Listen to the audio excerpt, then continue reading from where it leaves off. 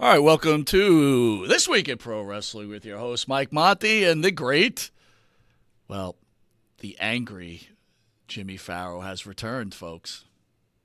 Go on. Piss off. I miss nice Jimmy. We were just talking Nah. before the show. We had nice Jimmy for such a long time, but angry Jimmy, ever since that episode where we spoke about that guy, you've been angry Jimmy the rest of the way through. Well, you know what's worse is that now the universe is not balanced because it's usually angry Monty and happy-go-lucky Jimmy. Uh-oh. Now what? Now we got just angry birds. Dude, I got to tell you something real quick. Yeah. I didn't know if you knew about this, but do you know that Costco sells hot dogs for $1.25? For $1.25, you get a big hot dog, a bun, and a drink for $1.25, dude.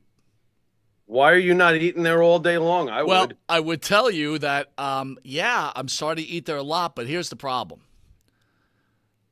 Like, I'm sitting here, I'm lucky I'm alone in the studio. If you were next to me, you'd be pretty angry because I'm just, like, burping up hot dog smell right now. Nice. At least it's coming out of that end and not the other. Well, I'm not saying I didn't share that point on it, Jimmy, so. This is a transparent show, Mike. Are you farting? I am not farting right now, no. I have in the past in studio, as you probably well know. Is that why Abe, before the show, I saw him scurry the fuck out of that room? Abe has his own like the one thing about Tin Mirror that I love, it's like we're on our own separate islands, you know. Abe's on one side, I'm on the other. You know, you're in Florida. Right. Right. We can all fart in peace. Very nice. You still have not answered the question, and as I have shows with you every week, being from Wahoo Saloon, who is the Indian behind you, bro? Yeah. That one's one right there. The other That's one. Wahoo. No, the other one. The one that's staring me in the face. I don't really know. It looks like the Indian version of Mona Lisa, kind of. I really don't know. I got no idea. There's just a bunch of cool Indians over here. Can I ask you, did you find Indian women attractive? Never thought about American Indian, I mean. Never really gave it much thought. Well, I'm asking you. All we had. Answer the question, Farrow. All we had. I'll answer the question this way. All we had were a bunch of sports. Uh-oh, we're having Jimmy internet problems. Are you there? Now you're back. Okay. I'm so used to you not having internet problems when all of a sudden you have one. I'm a little shocked. Yeah, it's kind of weird. You know, where did I leave off with my alleged answer to this crazy question? I don't know, but we could start over. Were you attracted to Indian women? American Indian women, I mean. Look, any background of woman has their levels of attractiveness. I just never gave it too much thought until you asked me this weird-ass question. So what's the answer? Again. I'm sure there are attractive Indian women out there. I'm not saying there is or isn't. I'm asking you, are you attracted to Indian women? Man, you skate more than a fucking Ranger player, dude. Well, actually, the Ranger players skate too much. Let's not get into. Don't compare me to guys who won the President's Trophy and busted. Like I said, every background of woman, there's good-looking women. I mean, what are you trying to get at? You know, I mean, nowadays there's one woman. I mean, in the past, I never thought about Indian women. Does that clear that up? No, it does. It's fine. So, I guess the long and short of it, though, is Farrow's attracted to any type of woman. Like I said, every background's got good-looking women in them. Every single background, and men too. Obviously, for the women on the women's side of things, you know. And they also every background has big fat guys who look like Popeye and wear sailor caps. And there's some real ugly people out there. Yeah, you don't have to throw cheap shots at me, bro. I didn't do anything to you. There's no reason. You don't wear a sailor cap. You didn't have to throw a cheap shot at me. It's like, come on, bro. Really. Come on. You're not fat. The okay. desk is hiding. How do you look nowadays? I mean, have you? What's the worst thing that you hate about not being in studio? Do you miss drinking high noons with me? Yeah, that sucks. It does suck, right? But not sitting with you and Tony Gurria sucks. Well, yeah. Well, again, That sucks. but you were in Hey, but spirit. look on the bright side. I could smoke my cigarettes, right, That Mike? right? So that is a solid Ugh. part of this. Hey, great, great. Oh, That's angry great. Jimmy. So angry Jimmy. Tony Khan Yeah. asked about Ricochet's pro wrestling status. As you know, Ricochet got his ass whooped by Braun Breaker this Monday night. AEW President Tony Khan recently spoke on the Scott Fishman of TVinsider.com and a number of topics, including WWE star Ricochet and Ricochet's status in pro wrestling. Khan says, if it's okay, I'd rather not get into wrestlers that still work for someone else. It is believed that Ricochet's contract is up and his next destination point is AEW. Farrell, thoughts on Ricochet, the wrestler, and Ricochet deciding, if this is the case, to move on from the WWE? Ricochet the wrestler. Ricochet the wrestler is today's prototype of what a certain portion of the fan base looks for. Technically perfect. Holy calisthenics, Batman. The guy can, flip and fly all over the place. He's in good shape. Ricochet, the persona, crap. Can't talk. Doesn't have a convincing manner of speaking. Can't. Oddly enough, in his career, to me, his zenith as far as creatively and how he was being presented appeared in Lucha Underground as Prince Puma. He never said a word. He basically never said a word. He wore an awesome Aztec mask, and sometimes a mask works and sometimes it doesn't. In this case, it was great. His mask was great. You probably recognize the mask. It was the logo for Lucha Underground. That was his mask design. He was Prince Puma, and he was fantastic. And he was champion, and he was booked as just, that was the style of wrestling that Lucha Underground was presenting most of the time, was that high-flying stuff.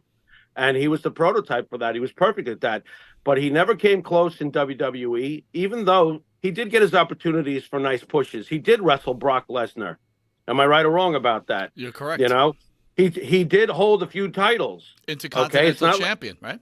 It's not like he didn't. You know what I'm saying? I don't know how he's leaving emotionally. If he's leaving emotionally bitter, we've seen this before.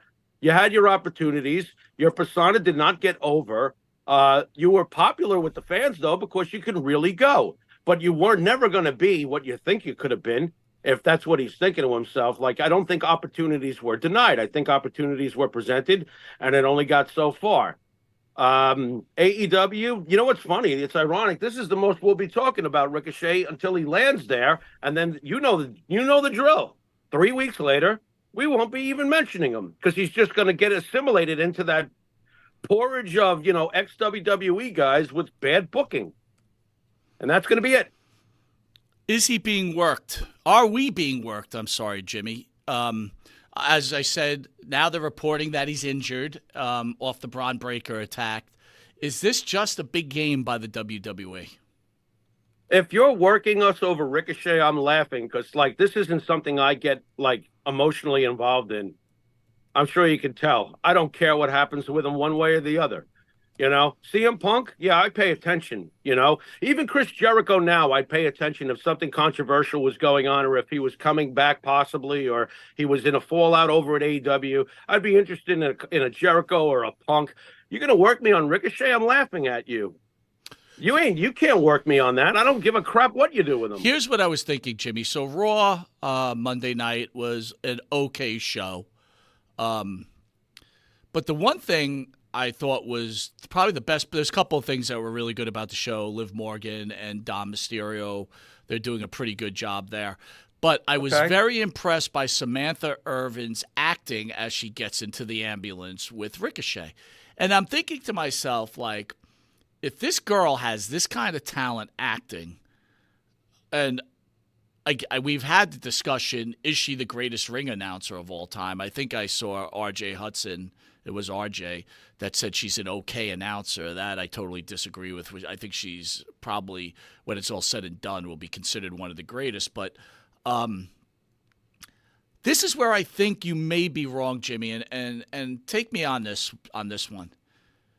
if they try to entwine Samantha Irvin into this storyline, can Samantha Irvin be the catalyst to make fans like yourself, and including yourself, interested in the character of Ricochet? So let me give you a scenario. He's really not leaving. He signed a contract. Braun Breaker destroyed him. He's really not injured. The next couple of weeks will be filled with Braun Breaker humiliating Samantha Irvin every week, scaring her. Ricochet comes back, and now you have the combo of Samantha Irvin, Ricochet. Does that garner interest for Jimmy Farrow? As a booker that's looking towards the future of the company, it interests me as a temporary thing. If she really is as good as you say she is on the microphone, being a ring announcer, she's in the process of building that career. How much do you want to sidetrack her with Ricochet? Even if he did come back, Braun Breaker must win that feud one way or the other, decisively, just like he did just now. By the way, the best match on Monday Night Raw was nothing that you're mentioning. The best match was when him and Drago destroyed each other. That was great. Great match. That wasn't good. That was great. And they murdered each other. And that, to me, is the future of the company, guys like that. And it's always hard to see that at first. Sometimes we don't know what direction they're going in. I remember looking at Edge in the beginning and going, why is he so favored? Eventually, if the booking is right, and it was right for him for how many years, you accept him. I was never a fan, but I accepted him. I feel like in this case with Breaker and guys like Drago, this is the beginning of that process. When the Usos first came out, remember the Usos when they first came out with their little spiel? You know, Yep. I didn't think that they'd go anywhere near where they've gone today. But they were always booked right, and they were always protected, and they were always part of the vision. So I guess, long story short, I don't see Ricochet being the vision of the future for the company. Samantha Irvin, how would you present her? Are we going to make Ricochet a bad guy, or is he going to stay the baby face during this while his wife weeps over his battered corpse? Would it be fair to say that Samantha Irvin is completely over with pro wrestling fans right now? I think she's way over with you. I think she's popular, but she's an announcer, bro. I don't see her as anything more. That was a great job she did crying over his battered corpse. You know, if we'll see where it goes. But Ricochet seems to me like the type who would want to go to AEW and be treated better by, get more love. All and right. he's not going to get it. He's going to get buried. Let's go with your scenario there. Ricochet, 35 years old. Career's I still can go, but career's winding down. Okay, let's be fair. Ricochet, 40 years old, is not going to be this Ricochet at 35 years old. Now, knowing what you know about the professional wrestling industry, and everybody out there watching knows, right? Yeah. By the way, Phil says Jimmy's explanation interpretation is very insightful. Preach, brother. Well, I'm gonna tell you where I think you guys are wrong. He's 35. He's going to go with AEW, and I commend the man because he wants to be more than just. He wants to be remembered for more than he's going to be remembered for right now in his career in the WWE. We know so much about the wrestling world, right? You're in this relationship with Samantha Irvin. You're engaged. This is a case where I feel like absence doesn't make the heart grow fonder. So he goes to AEW. They're on a schedule together now. They're living a blessed life. They're both making money. He decides, hey, I'm going to chase my career. Me and her will make it. Don't worry. It's going to work out. Now, you know wrestling like I know, Jimmy. Everybody knows wrestling like we know. He goes away. The Hawks are coming around. This is a gorgeous lady with tons of talent. It's nothing but disaster for that relationship if he leaves the WWE. Agree with me or don't? What do you think? It could be. It'd be even cooler if Braun Breaker pulls a Brock Lesnar and takes Samantha Irvin in real life. How you like them apples? So, is it worth it? How's that for a storyline for you? It's not even a storyline. It's a distinct possibility, but here's the issue. Is it worth it for Ricochet to go to AEW and risk losing his relationship just so he thinks that he'll be more respected within the wrestling industry? Listen, he's not going to be Cody Rhodes. Sometimes I don't even understand the Cody Rhodes thing, but I've stand corrected at this point. He's actually selling T-shirts with regular sports stars on a high level, like he's number 8. I can't argue this, right? They've marketed Cody Rhodes incredibly, but this is a once in a Right. lifetime deal, bro. It's not Right. happening again with a Ricochet at 35 coming back at 39. Right. He's not CM Right. Punk. So if you're Ricochet, you want to risk your relationship just to go to AEW and wrestle in New Japan. Now, common thoughts, Jimmy, would be like, well, if it's not going to make it through it, the relationship wasn't worth it. Well, no, that's not the case. When you're away from each other, you're human. Emotions happen. You meet other people. You become attracted to other people in situations where you may not have. Right. Is it worth it for Ricochet? Well, look at it this way. First of all, it goes without saying that we have no clue what goes on between those two and what their relationship is. First off, okay? Daniel Bryan took a risk, didn't he? Would you have gone into AEW and taken all these headshots that he's taken after crying about, how WWE got him concussed and all this other stuff? He had to answer to the Bella twin. They're married in real life. They dealt with it. I don't know the dynamics. But that's two different things. Brie Bella's at home. It's a couple. No, it's not two different things. It's a couple that is not on the same schedule anymore. They were at 1.2. They were. They're not on the same schedule. They survived it. All I'm saying is I don't know their dynamic. That's it. But this is a common sense dynamic, dude. If you're away from each other for an extended amount of time, no matter how strong you look, dude, you've dated 1 million women, right? You understand the concept of this. I'm not saying that they can't withstand it, but the odds are they won't withstand it, and it's a very high level risk in my opinion. And right. that's my only point. It's like maybe they can, but it's a very high level risk to go to AEW. You follow what I'm saying? He's making lots of money in the WWE. So in the end result, if he goes to AEW, is he going to be remembered as this great wrestler because he went to AEW? Fuck no. It's not like that's going to change. It's not going to change. You're correct about that. Honestly, look, here's the truth. If either one of us were advising Ricochet, we'd tell him to stay put. He is 35. He's not going to be doing this 10 years from now. He should do this. He could probably do this for another good 5 years. And that's it. Take the money. Jimmy, I would say book me with Samantha. Let's run this angle, and Samantha will be my manager when I come out to the ring, and she can ring announce the rest of the time. And I'm telling you, that girl is she's so over, dude. And I have no problem with your idea. I like your idea. I mean, I'd rather see that happen than your other potential real life I'll ask scenario. you this then. You said you're Samantha Irvin. She's okay, right? You're always like, she's all right, right? She's good. Right. She's good. Every week Braun Breaker is torturing her, does that sway the Pharaoh to be fine? I know you're a Braun Breaker guy, but eventually you're just like, oh, man, someone's got to whip this dude's ass. No way. You really think that I'll sit there and go, oh, he's so mean to her, someone's got to whip his ass, go Ricochet? That's not going to happen to me. I'm going to be like, this is great. It'll wrap me into the script for that particular storyline. And as soon as it's over, what do you do with Ricochet? He's not going to be Cody Rhodes, like you said. He's not. So what do you do with him? Because I'll tell you what they're going to do with Braun Breaker. You already know it. You see it already. If you can build a man-woman combination that gets over. Let me ask you this. Yeah. Let's go back in time. Macho Man comes to WWE and he chooses Freddie Blassie as his manager. Or let's say they even stick with a woman and they give him Missy Hyatt. Is Macho Man the icon that he is under that scenario? Everything should be left alone. If you tweak anything, then no, everything changes. I don't know to what degree, but the way it turned out, it was perfect. Elizabeth was perfect for him. How about this? Do you have a combo right now that you'd put together outside of this potential one you're naming? Who would you put together? Because let me tell you, the fact that Andrade was never put with Charlotte yet, this is much less sexy than that idea to me. I'm going to agree with you 100%, and I believe when Charlotte comes back, Andrade and Charlotte will be a mixed match together. She'll be out ringside with him. He'll be out ringside with her. Do you know how badly I used to secretly wish that Renee would team up with Dean Ambrose? Oh, my God. I wanted to see that.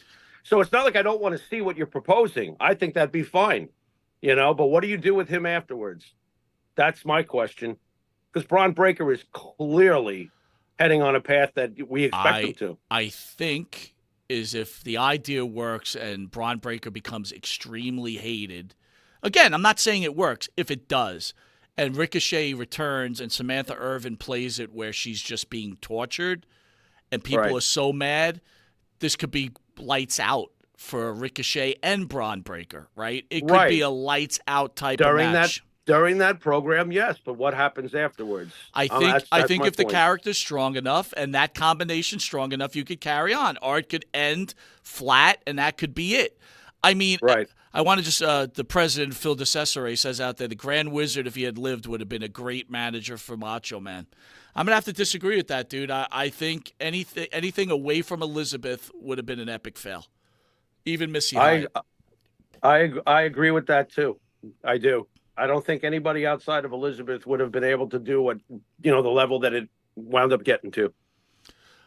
If I would tell you that Rhea Ripley comes back before SummerSlam and Liv Morgan, I don't know, somewhere along the line, Liv Morgan and Dominic Mysterio are together or whatever, could that match main event SummerSlam for the Pharaoh? Why not? Would you be engulfed in it? Would you be engulfed in it? Would you be like, this is an awesome main event? I would like it. I think Liv has been great as a heel, don't you? Liv has been fantastic. I think she's been great. This whole thing with Dominic has been great. I think Liv has done a fantastic job, and I think when Rhea comes back as the conquering hero, it's going to be crazy. Right. You know what's unfortunate, Mike? And we both know it too. Like, we're talking about man-women combinations, and they blew it with Karrion Kross, period. Because that man-woman combination with Scarlett was fantastic in NXT. They really, really dropped one there. I'm going to tell you something. I'm going to make a statement, dude. Now I realize why Karrion Kross has never made it. Like, I never understood it when I think he was in TNA for a while. I was surprised AEW didn't try to sweep him up. He just doesn't have it. As much as, like, he's got a great look, and as much as he's pretty good on the mic and he's a good wrestler, he doesn't have it, man.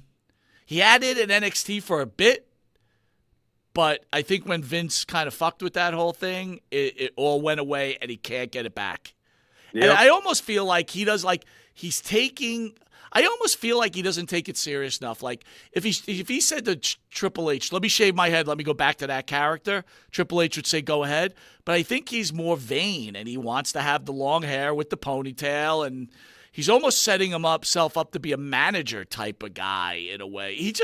Listen, dude, he just doesn't have it. I don't even know why they're carrying him around anymore. And I got to tell you, making Scarlett go to brown hair, lost it. They changed everything, and what's in a look? Everything. Everything's in a look. He had the great look in NXT, the bald head with the facial hair and the psychotic eyes, and he made his sentences count. They were short and sweet. He pulverized you like a villain Goldberg. You had that evil blonde bitch in the corner doing all sorts of things to help him win. Absolutely perfect. There was no reason to fuck with it, but they fucked with it.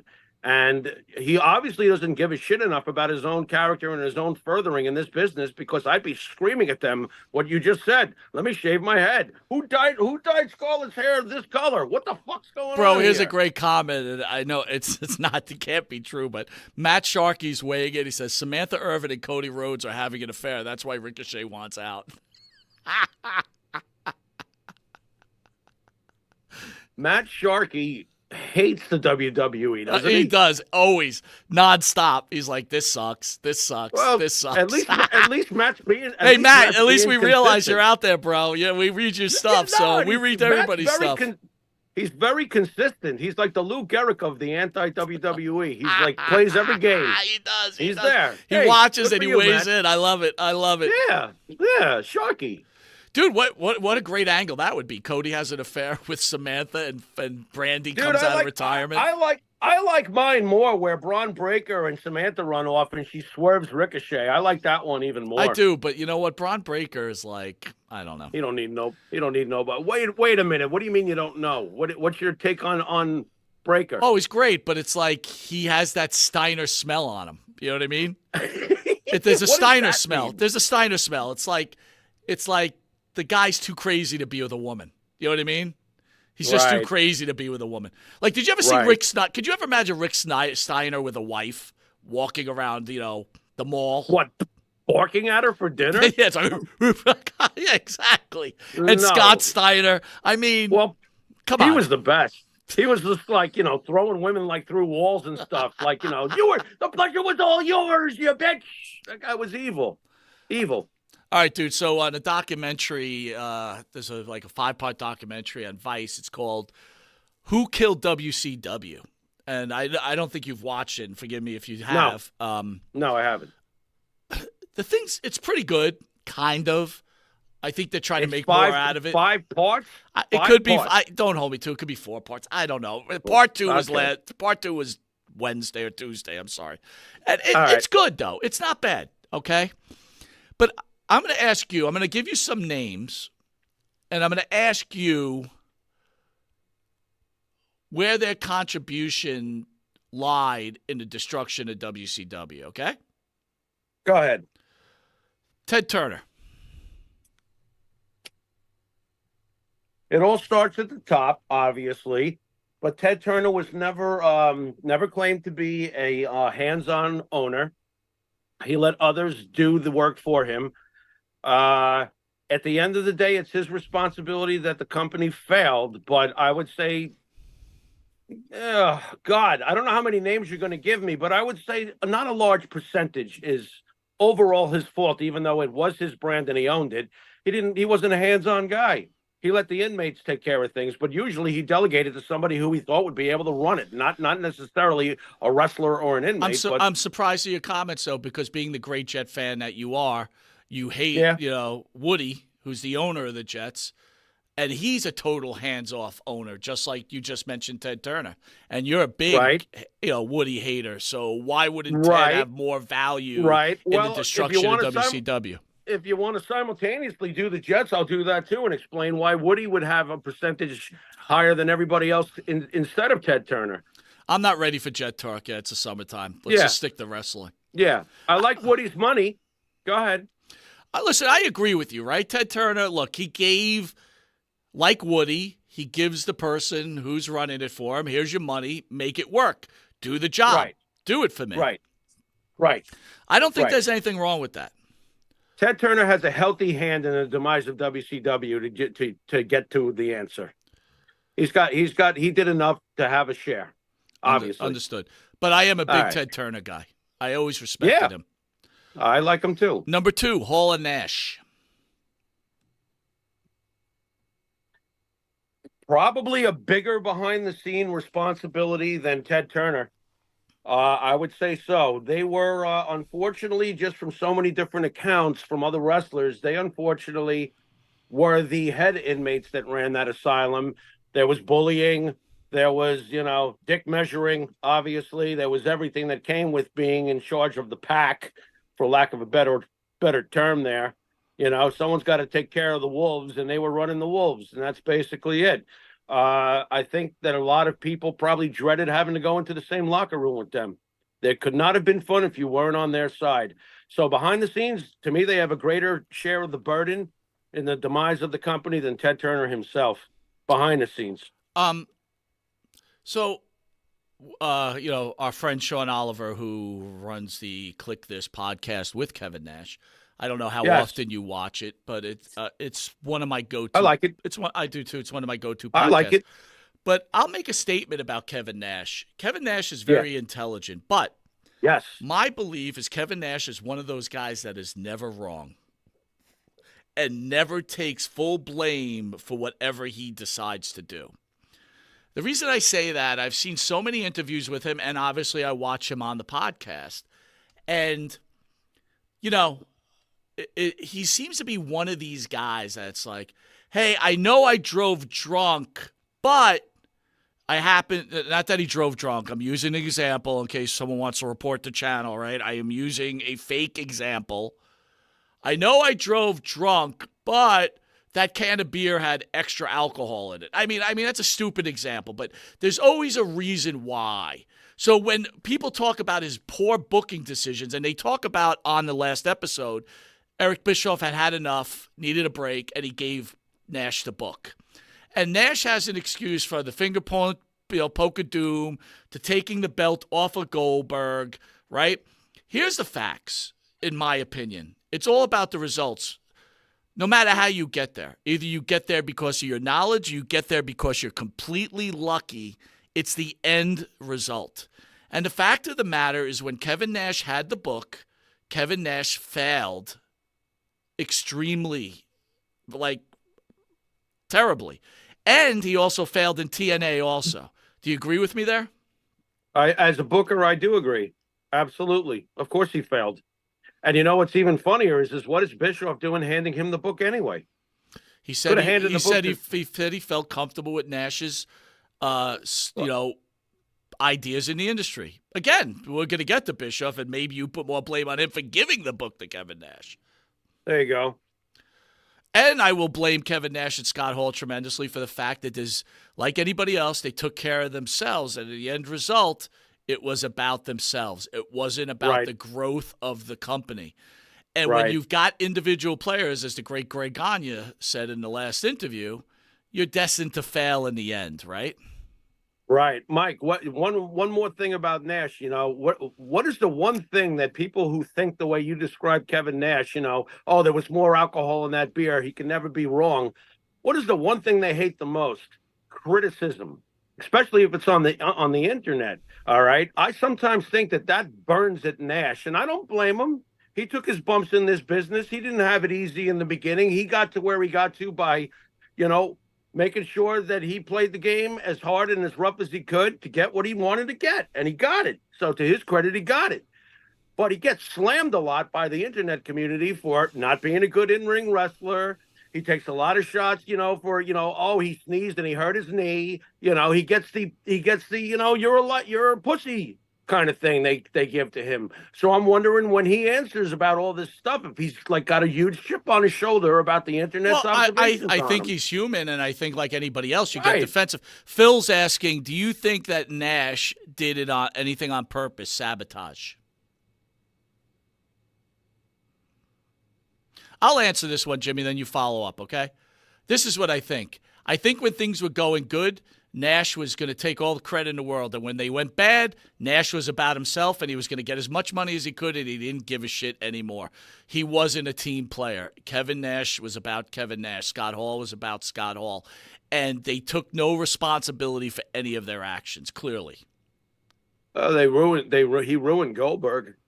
Goldberg was the one thing that they had going for them, the one homegrown thing that they had that was mega. And he ruined Goldberg. They had the NWO, was an amazing thing, and then they added everybody. Like, remember when we got the call to be in the NWO, Mike? We were like, okay, now you've gone too far. Hey, good comment by a new. I don't think he's new, but Kevin Abruro says, wrestling is fake. Wrestling is fake and boring. Why is he watching a wrestling show if wrestling is fake and boring? That's really weird. I don't know. Maybe his life. I don't want to. Maybe his life is. These aren't his kids. These aren't his life.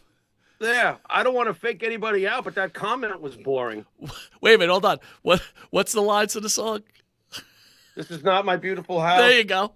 This is not my beautiful wife. That's right. This isn't my fake wrestling. Yourself, well, how did I get here? My name isn't Kevin Abreu. My real name is Lee Cole. Oh, very good. Very good. Now I'm really bored. Go ahead. Wow. Hulk Hogan. Hulk Hogan. Oh, boy. Obviously gets some of the blame. However, I will say this. When Russo was around and trying to push Jeff Jarrett over Hulk Hogan, and yeah, I mean what I'm about to say, Booker T over Hulk Hogan. No, because all of that was before Hulk Hogan returned and had that classic with The Rock at WrestleMania. So I knew Hogan. Look, Hogan has always had to defend and protect what he is about and what he is. And he stayed on top for a reason. There is no reason why he should ever lose to Jeff Jarrett. I don't want to hear it. All right. There is no reason why in the year 2000 he should lose to Booker T. Bullshit to that. Booker T was way, way off from being ready for that. And if Booker T had been ready for that, then wouldn't have history said so? He won the belt 5 times there, and the ratings continue to be less than Gilligan Island's reruns. All right? So, no.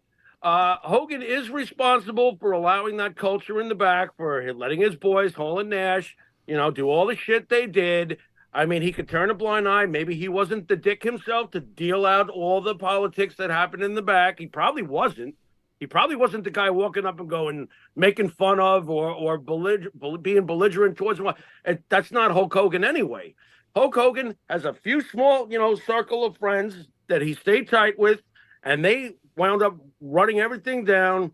And it was Hogan has responsibility here, but not higher than Hall and Nash behind the scenes. No way. I'm not buying that. He put over Goldberg when it was time. And then when he puts him over, oh, you didn't do it at the right time. You should have done it on the pay-per-view. Talk about always looking for something to criticize Hogan over, because that's what that all comes down to. And don't tell me he was not still main event guy in 1999, 2000, because in 2002, he's fighting The Rock in an all-time classic in front of 70,000 people who refused to boo him. No.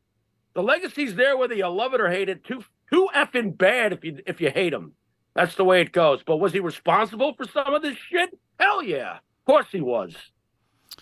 Can't even add on to that, Jimmy. You hit it right in the head. I can't agree more. Eric Bischoff. He's the guy most responsible. Wow, really? He's the guy. He's the guy most. Well, you know what? You have one more name. I'm hoping you're going to mention. Actually, I have two. I actually have two, and I'm going to tell you the last name to me is the guy that's most responsible. But go ahead. Okay. Well, you know what? I might have to correct my statement anyway. But there is one who I feel is worse than Bischoff. So he's next to the top of the biggest reasons. He's also the reason why they won for 83 weeks. So massive respect up front to Eric Bischoff before I say some of the mean things I'm going to say. Eric Bischoff is the guy who somehow found a way to conquer Vince for 83 weeks, but he did it with Vince's guys, one way or the other. Goldberg came onto the scene afterwards, and they ruined that. Bischoff let the inmates run the asylum. Made a lot of mistakes doing that, gave ridiculous contracts, people sitting at home. He created a very lazy company that way, only listening to one or two voices and ignoring everybody else, And oddly enough, Ric Flair wouldn't have been a great voice to listen to either, because we see how he's come along over the years. All right? But he needed more wrestling people. Now, Maria Davis says she agrees with you 100%. Eric Bischoff is the reason. Yeah, real wrestling minds. And Bischoff did not have he did not have a pure wrestling mind. He had a great business mind, but he also had a massive ego that took him on a rock and roll trip. And Hogan, Nash, and Hall were in the band with him. This was his band, his ego, And it's a shame, but that's the way it goes. At the end of the day, the smarter guy won. And oddly enough, the smarter guy has an even bigger ego, but the smarter guy won. Period. So Bischoff is very responsible. Very responsible. I put him right at the top. So I agree with you. Great business mind. The one thing, everything you said, spot on. The one thing you didn't mention, though, that is a main driver to all of this in any type of business, Bischoff proved that he's not a leader. And when you can't be a leader, you can't run a business. Follow, right? I agree. I agree with that. The one thing you can't, you can teach leadership, but you have to teach leadership through experience. And Bischoff never had that experience of leadership. And I agree with you. Bischoff is the main driver to their success and one of the main drivers to the failure. All right. Yep. Vince Russo. No, to me, he's the nail in the coffin. He's the nail in the coffin, pretty much, because his booking was ridiculous. Coming in and doing all the things he did and trying to turn, without the Vince McMahon filter, it's been proven Vince Russo just absolutely drove that company into the ground. I never knew what kind of traffic accident I'd be watching from week to week. It was a real mess. It was an absolute mess. And he clearly, it's funny that to this day he has an audience of pro wrestling fans that like to hear his opinions on wrestling, but the guy has No, look. I'm not going to take away his life experiences, and he obviously made some friends in the business and stuff like that. This is not a wrestling lifer guy. No matter what he says, he didn't give a shit about wrestling. He wanted to put on a soap opera, Crash TV. I didn't want to see that every week. I didn't want to see that at all. And then he just log jammed all the new guys like we're supposed to instantly fall in love with them without any character development or storylines. He had no concept for what a pro wrestling fan wants to watch. And it was the end. I think it worked for the time, but once he was on his own, it failed miserably. Yeah. It was the end. He just, again, Jerry Springer for that short minute, Morton Downey Jr. for the short minute was a success, but eventually that story became old. And the same thing happened with Vince Russo's writing, right? Mike, before you switch on to the next person, I got to ask you, in the Attitude Era, because my answer might be different from yours, in the Attitude Era, the true main eventers, the true, The Rock, Mankind, Undertaker, Foley, what to you was the sex angle of the Attitude Era? Was it an additive or was it a preservative? I say long term, it was an additive. It was something that was thrown in during the shows. Sure, you saw puppies, or they did whatever they could sexually to push the. Yeah, DX would say, suck it. But that was usually, was it the preservative of the Attitude Era? I don't think so. I think Mick Foley crashing off the top of Hell in a Cell. I think The Rock with his programs with Austin. I think of Mr. McMahon with the Kiss My Ass Club. I think that those were the preservatives, not necessarily puppies, if you understand what I'm getting at. I think Vince Russo, you're right, was the end of. Very good comments, dude. Very good comments. All right, next up, Vince McMahon. Responsible for the demise of WCW? Well, I guess in the end, he is the most responsible because he killed them. So I would say that Vince McMahon probably is the most responsible. He came up with the game plan and he, applied it. He created his own big stars. I would say Vince McMahon is the big reason. He's probably the biggest reason of all because after all, he killed that shark. He took it out. I think McMahon was the one who destroyed WCW, bro. I think his talents and his knowledge are what did it. Yeah, absolutely. He was the man with a plan. And he also had the right guys, and he knew what to do with the right guys. Because on the surface, in the beginning, those right guys weren't the right guys. They didn't come there as Stone Cold Steve Austin. They didn't come there as Mankind. They showed up as Rocky Maivia with the little island stuff around his neck and stuff. It was Vince McMahon who figured out what to do with these guys and turned them into the megastars that they became. So he countered by creating from within. He had been initially conquered for 83 weeks by another company that conquered from without. Right. They took them from other places. They took the stars that Vince had.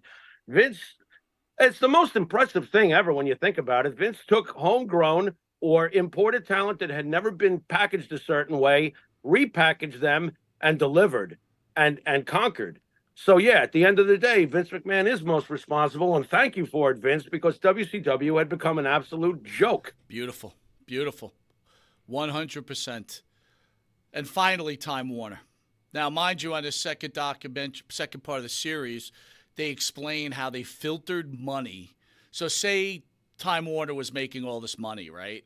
And certain department heads were pushing the money towards WCW. So, like, one prime example was if WCW was selling $10 million worth of T-shirts, they would take this profit from the $10 million and filter to other departments, but the expense went against WCW.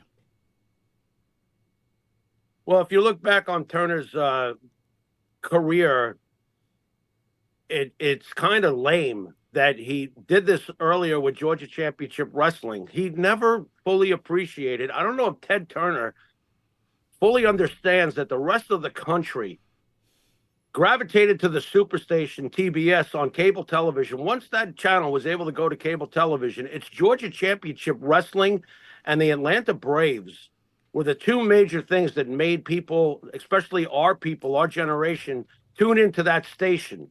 There's a lot of Braves fans across the country, and there was a shitload of wrestling fans just like you and me, whether we were in New York or Phil up in Boston or Maria over in Pittsburgh or, Chubby Tortello out in San Francisco.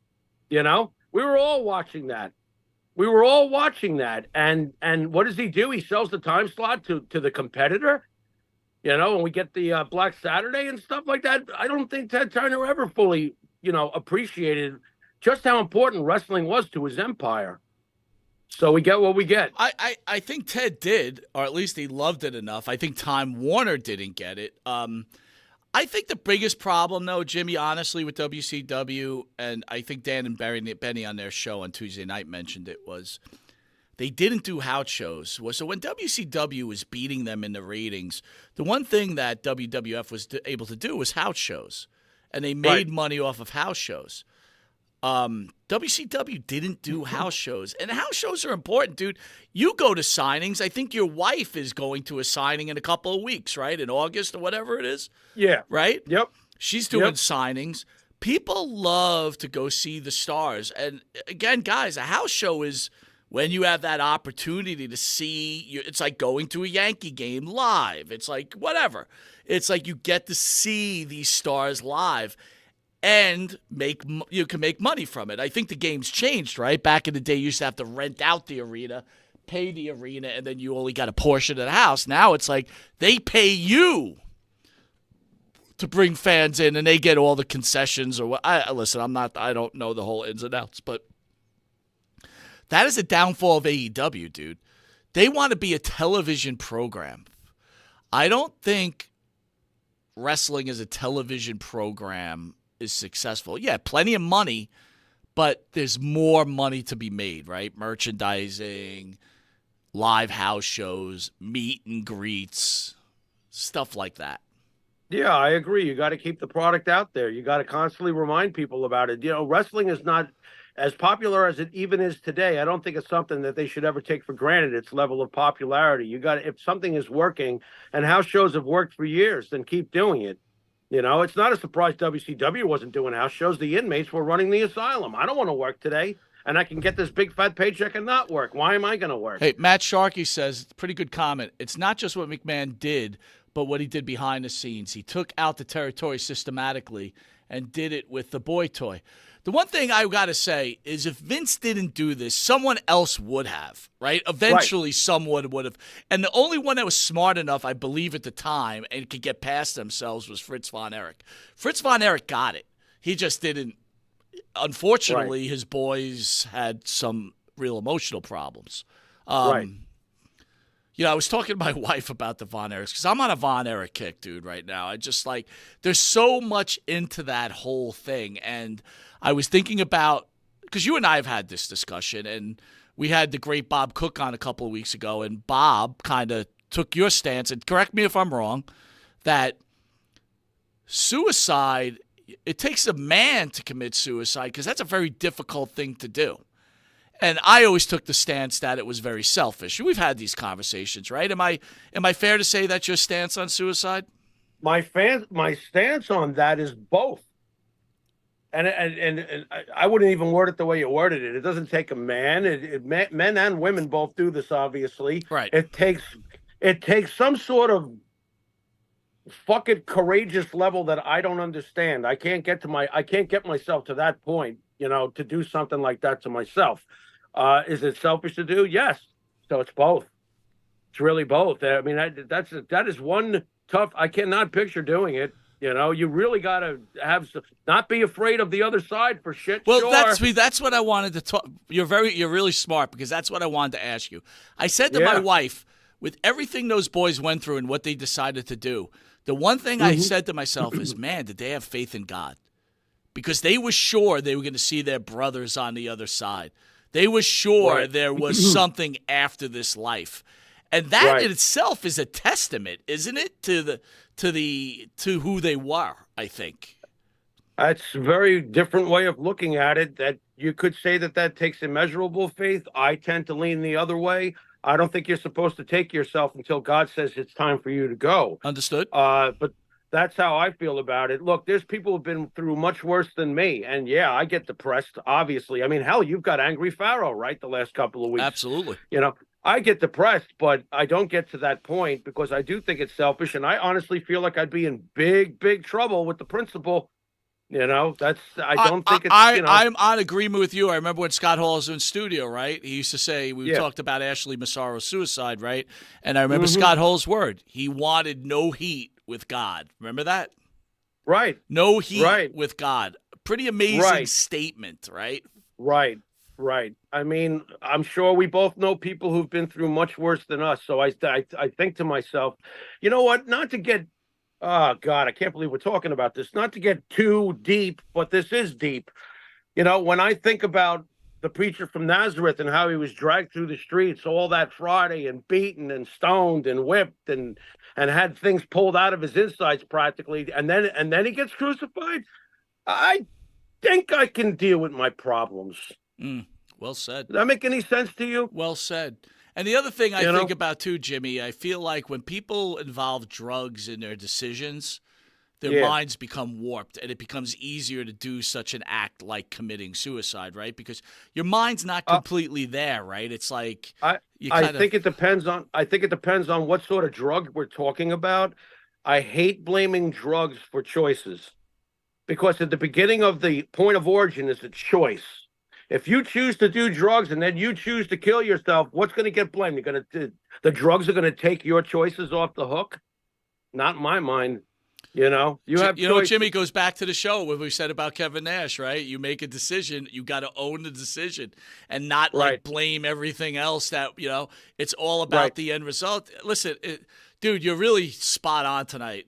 Maybe Angry Pharaoh's the way to go because you have not missed one question. I mean, I could not disagree with anything you've said tonight.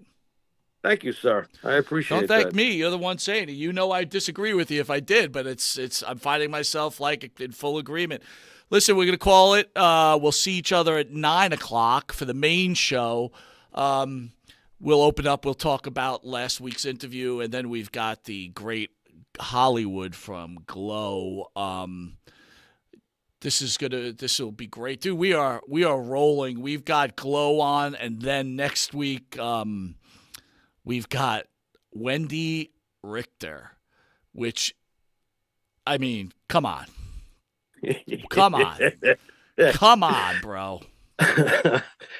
You know, I mean, in the last few weeks with Gagne and now Rockin' Robin, and now you're telling me that basically one of the most important wrestlers in the history of the business as to what she meant and to what it set in motion.